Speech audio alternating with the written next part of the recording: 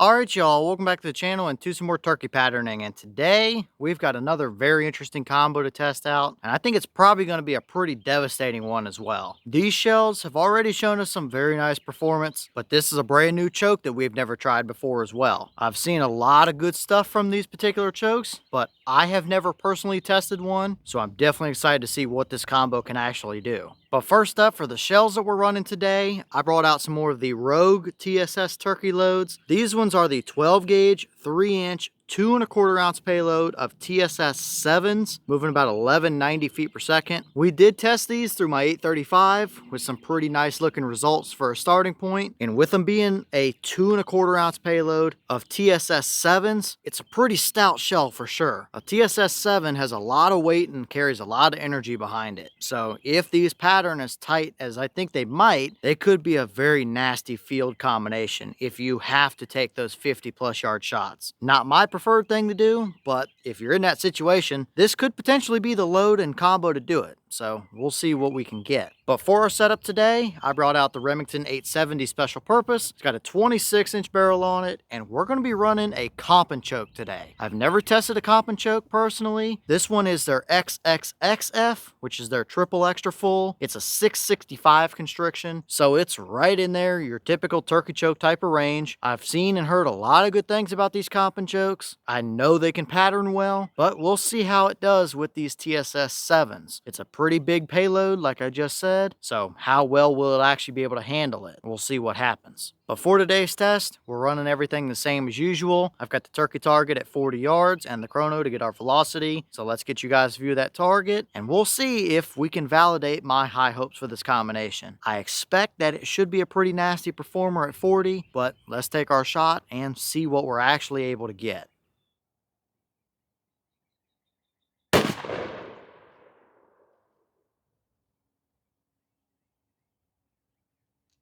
All right, that shell gave us 1129 through the chrono. Lost claim is 1190, so we're not quite seeing that from our 26-inch barrel, but I don't think we quite saw that number either last time we tested these, so they might just be kind of around the mid 1100s on average, but that is clearly enough velocity still for a TSS 7 shot. They're going to be carrying plenty of energy still, no doubt about it, but what kind of pattern did we actually get down there at 40? Let's go check it out and see. All right, well, here we are down at our 40-yard paper, and we see some pretty strange looking results down here, that's for sure. First off, do we have a dead bird at 40? Yes, we do. However, he might not be quote unquote as dead as what I would have expected him to be. There's several of them through the spine down there that would have done the job. However, it kind of looks like we parted the turkey on both sides there a little bit. This might just be a textbook case of too much choke constriction for a TSS 7. It's a pretty stout payload at 2¼ ounces and a little larger than something like a TSS 9 or even an 8 or 8.5 as well. So all of that definitely comes into play. Either that Comp-N-Choke just didn't do well with these, or it's too much choke for what that shell actually is. And I think that's probably more likely. But looking at everything here, I think our pattern was pretty well centered up. However, we clearly have a hot zone over here on the right for sure, as well as a bunch of stringy flyer stuff all over the left side. So I don't know, maybe our core favorite over here to the right, just on the edge of that turkey target. But looking at the entire thing, I don't know if we can really even call that a core because it's nowhere even close to the middle of our pattern. And you can see over here, there's nothing up there in the top right, and our pattern kind of stops right there along the edge of the paper as well. Unlike the left, where it just strings everything all the way out to the edge over there. So not at all the results I was expecting to see, that's for sure. That's definitely one of the weirder patterns that I've gotten out of a TSS turkey load for sure. But I guess technically it would work. It would do the job. It would take the turkey out to 40. But judging by how this looks,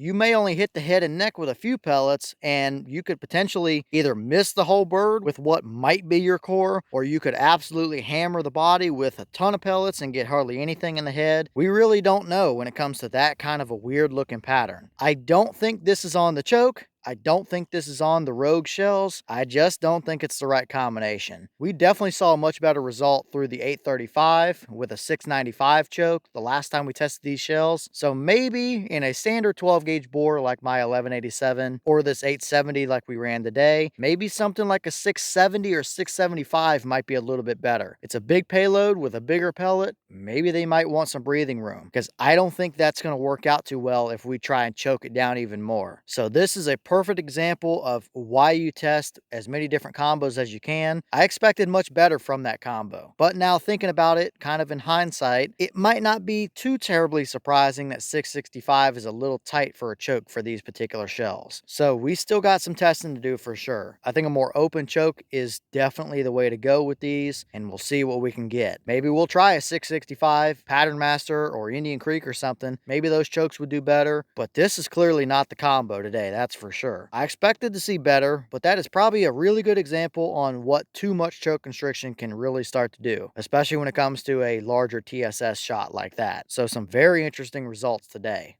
And here's the wad out of that shell. Nothing fancy or special to see. No major damage or anything. Nothing stuck down in there except the little fiber cushion piece that they have. We did kind of maybe catch the tail skirt a little bit on the porting of that choke, but I don't think that it did anything substantial to our pattern. It definitely didn't do what we saw, that's for sure. That's not the lone cause. We didn't really tear anything up or poke any pellets through, so we're not, dangerously over constricting anything. I just think that there was definitely some disruption, either that choke, the porting with this type of wad and load, or too much constriction for what the shell is, or something along that line definitely came into play, because the wad looks about normal for what I would expect here.